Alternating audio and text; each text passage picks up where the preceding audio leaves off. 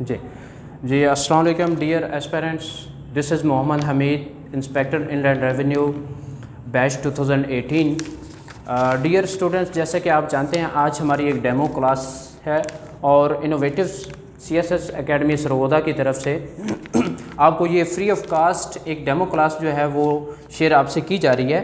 इसमें basically demo class का purpose था कि हम आपको थोड़ा सा ओवरव्यू या एक ब्रीफ मेथोडोलॉजी आपको बता दें कि हम आपको ये चीज़ें जो इंटरप्रिटेशन से रिलेटेड चैप्टर 3 में हैं वो कैसे क्लियर करवाएंगे।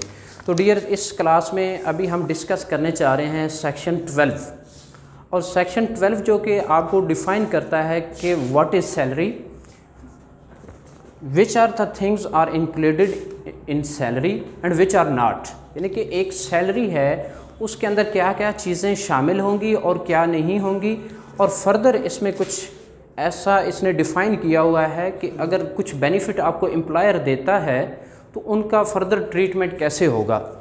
तो डियर्स, हम चलते हैं अपने टॉपिक की तरफ। जैसा कि आप हेडिंग में देख रहे हैं, section 12 is the head of income from salary. अब सेक्शन 12 में जो सेक्शन 1 है वो ये ब्रीफ करता है कि any salary received by employee from employer shall be taxable in that tax year in which he received. कि सेक्शन 12 सब सेक्शन 1 इस चीज़ को डिफ़ाइन करता है कि जब कोई भी एम्प्लॉय अपने एम्प्लॉयर से सैलरी रिसीव करता है तो वो उसी साल में टैक्सेबल होगी, और इस हेड में जस्ट जो एग्जेम्प्टेड चीज़ें होंगी सैलरी में वो इसमें शामिल नहीं होंगी। तो ये सब सेक्शन इस चीज़ को डिफ़ाइन करता है। फर्दर इसमें आ जाता है sub section 2, section 12 sub section 2, जो कि बताता है कि any amount received by employee from employer whether it is by nature of revenue or capital. लेकिन इसमें फर्दर चीज़ें क्या क्या शामिल होंगी वो कहता है इस सब सेक्शन 2 में कि any amount received by employee from employer whether in nature of revenue or capital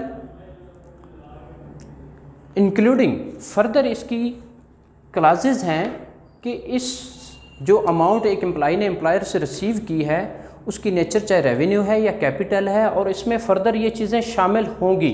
इसकी सब क्लासेस हैं डियर स्टूडेंट्स, इसकी सब क्लासेस A to G हैं। सेक्शन 12 सब सेक्शन 2 की क्लासेस A to G हैं। अब इसमें डियर सबसे पहले जो क्लास है A वो डिफ़ाइन करती है कि एनीथिंग विच इज़ पे, wages, bonus, extra over time, या आपको कोई भी इस तरह की फर्दर पेमेंट्स होती हैं, ग्रेजुटी, वर्किंग कंडीशन की बेस पे कोई चीज़ आपको एक्स्ट्रा मिलती है तो वो आपकी सैलरी में शामिल होंगी। डियर, क्लास B कहती है एनी परक्विजिट इज़ इंक्लूडेड।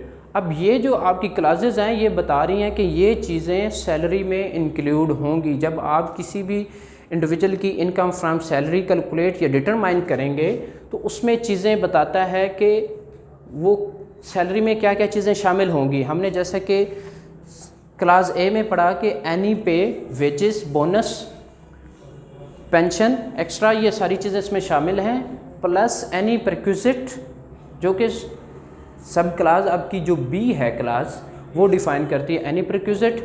आपकी क्लास C कहती है कि any allowance including cost of living, rent, utilities, education, travelling allowance.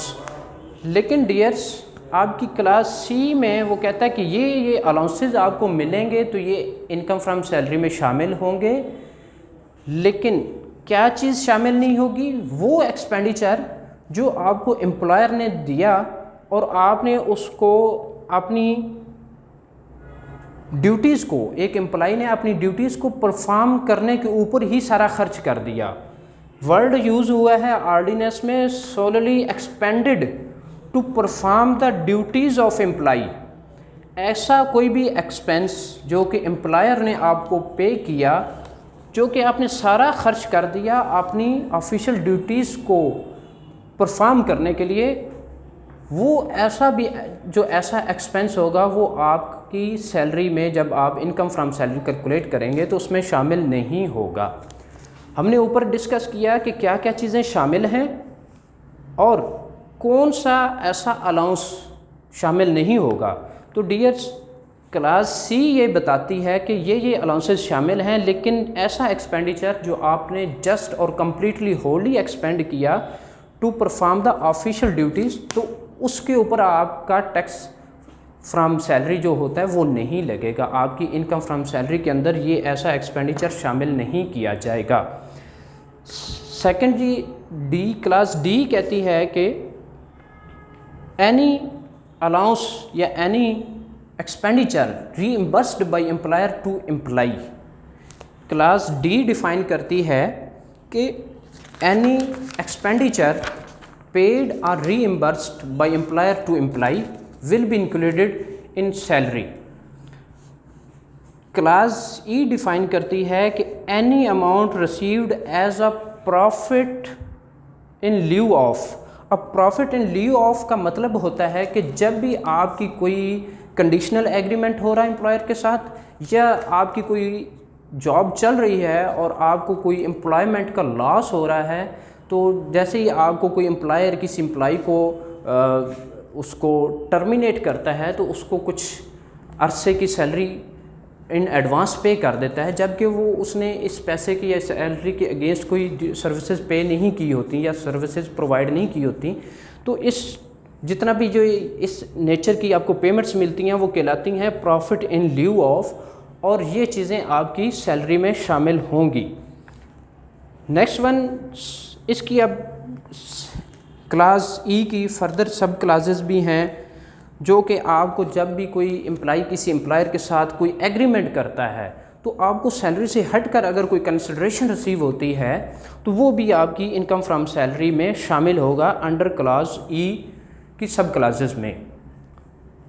Class F define करती है कि एनी पेंशन और एन्युटी एंड प्रिक्विजिट, ये भी चीज़ें जब पेंशन और आपको कोई पेंशन के साथ एन्युटी या एनी प्रिक्विजिट रिसीव करते हैं तो ये भी आपकी इनकम फ्रॉम सैलरी कहलाती है। लास्ट वन इसकी क्लास है G benefit, any benefit received by employee in के under the employee share option scheme. Sometime employers या इंडस्ट्रियलिस्ट ऐसा करते हैं कि जो बड़ी बड़ी कंपनीज़ हैं वो अपने एम्प्लॉय को एक ऑप्शन दे देते हैं कि जनाब हम अपने शेयर्स इशू करने जा रहे हैं तो आप हमारे पास इन्वेस्टमेंट कर लें, और ये हम आपको फ्री ऑफ कास्ट एक आपकी इन्वेस्टमेंट होगी, इसके अगेंस्ट आपको पे नहीं करना पड़ेगा। तो डियर एस्पिरेंट्स, डियर स्टूडेंट्स, कोई भी ऐसा बेनिफिट जो एम्प्लॉयर की तरफ से एम्प्लॉय को इन एडिशन टू सैलरी दिया जाएगा under the employee share scheme, तो ये भी आपका इनकम फ्रॉम सैलरी के अंदर इंक्लूडेड होगा। तो डियर स्टूडेंट्स, यहाँ पे हमारी जो हमारा सेक्शन 12 की सब सेक्शन 2 था वो हमने डिस्कस कर लिया कि क्या क्या चीज़ें शामिल होंगी और कौन सी चीज़ शामिल नहीं होगी। अब नेक्स्ट वन है सेक्शन 12(3). डियर्स, ये डील करता है tax free salary to employ.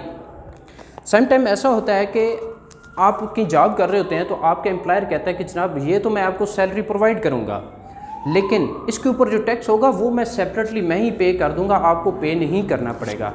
It's mean के बी सपोज किसी एम्प्लॉय को कोई एम्प्लॉयर 750,000 पे कर रहा है, तो वो इसको कह देता है कि भाई आपकी सैलरी के साथ इसके ऊपर जो टैक्स बनता है वो 75,000 भी मैं पे करूँगा। तो डियर्स, आपका जो सेक्शन 12 सब सेक्शन 3 है वो ये कहता है कि जब भी tax free salary to employee receive होगी एम्प्लॉयर से, तो उस केस में जो टैक्स एम्प्लॉयर पे करेगा वो आपकी इनकम फ्रॉम सैलरी जो टोटल टैक्सेबल सैलरी होगी उसके अंदर इंक्लूडेड होगा।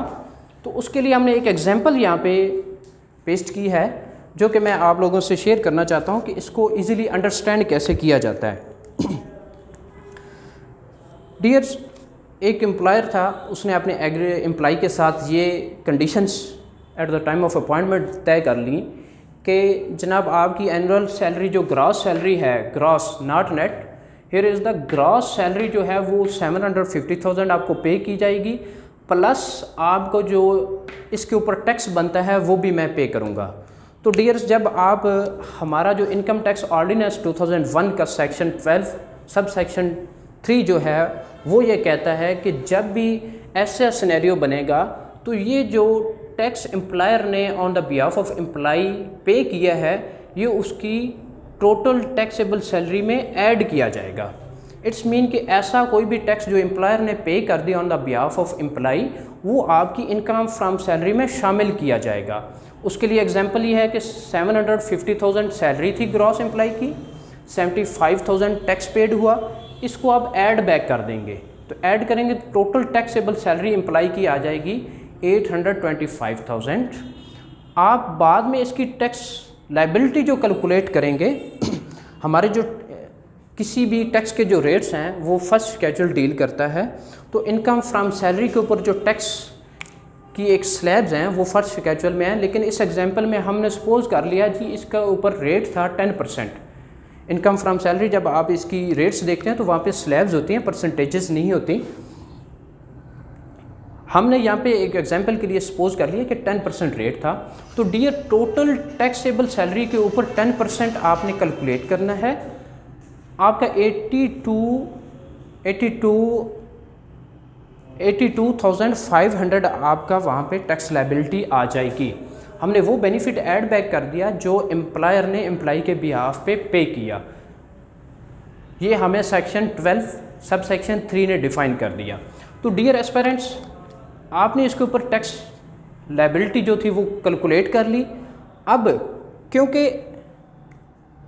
एम्प्लॉयर ने ऑलरेडी एम्प्लॉई के बिहाफ पे 75,000 टैक्स पे किया हुआ है तो उसको हम इस टैक्स लायबिलिटी में से माइनस कर देंगे। माइनस करके ये एक ट्रीटमेंट है जो इस सेक्शन के अंडर डिफ़ाइन किया गया है, वो आप माइनस करेंगे जो एम्प्लॉयर ने ऑलरेडी पेड कर दिया। तो माइनस करते हुए ये जो नेट टैक्स पेबल आ जाएगा एम्प्लॉय का वो 7500 आ जाएगा। तो dear, section 12 sub section 3 define करता है कि जब भी एम्प्लॉयर कोई ऐसा टैक्स पे करेगा on the behalf of employee वो टैक्स इसकी इनकम फ्रॉम सैलरी कैलकुलेट करते हुए ऐड बैक किया जाएगा। तो डियर, नेक्स्ट हमारा सेक्शन 12 का सब सेक्शन जो 4 है वो ये डिफ़ाइन करता है कि जब आप इनकम फ्रॉम सैलरी कैलकुलेट कर रहे होंगे तो कोई भी आपको एक्सपेंडिचर, ऐसा एक्सपेंडिचर आपको अलाउ नहीं किया जाएगा टू डिडक्ट, या कोई भी ऐसा एक्सपेंस आपको अलाउ नहीं किया जाएगा जो कि आपने एक्सपेंस किया इस इनकम फ्रॉम सैलरी को अर्न करने के लिए या इसको अपनी ड्यूटीज़ को परफॉर्म करने के लिए जो डे बाय डे आपको इस के लिए एक्सपेंसेस होते हैं वो आपको अलाउ नहीं किए जाएंगे। जैसे कि कोई भी एम्प्लॉई है, फ़र्ज़ करें भी सपोज कि वो बैंक में एम्प्लॉई है, उसकी एनुअल सैलरी है 800,000 यानी कि 8 लाख रुपए। तो वो डेली जो आता जाता है बाइक पे या वही किसी भी गाड़ी पे, तो उसको अर्न करने के दौरान जो डेली बेसिस पे उसका एक्सपेंस हो रहा है आने जाने का, वो जब आप इनकम फ्रॉम सैलरी कैलकुलेट करते हैं तो वो अलाउ नहीं किया जाएगा। वो आपका एक्सपेंस जो है वो आपकी इनकम फ्रॉम सैलरी से माइनस नहीं होगा। तो ये बेसिकली सेक्शन 12 सब सेक्शन 4 ये कहता है कि ये चीज़ आप उसमें से माइनस नहीं करेंगे। तो डियर्स, आज हमारी ये डेमो क्लास थी। इंशाल्लाह जैसे ही हमारी आगे ये प्रॉपर क्लासेस स्टार्ट होंगी, कल से हमारी फर्स्ट क्लास है, तो आप एज सुन एज़ पॉसिबल अपनी जो भी इसकी रजिस्ट्रेशन एनरोलमेंट करवा लें। तो यहाँ पे आज हमारा टॉपिक ख़त्म हुआ। इंशाल्लाह नेक्स्ट क्लासेस में इसको डिटेल में डिस्कस करेंगे। Thank you very much. अल्लाह हाफिज़।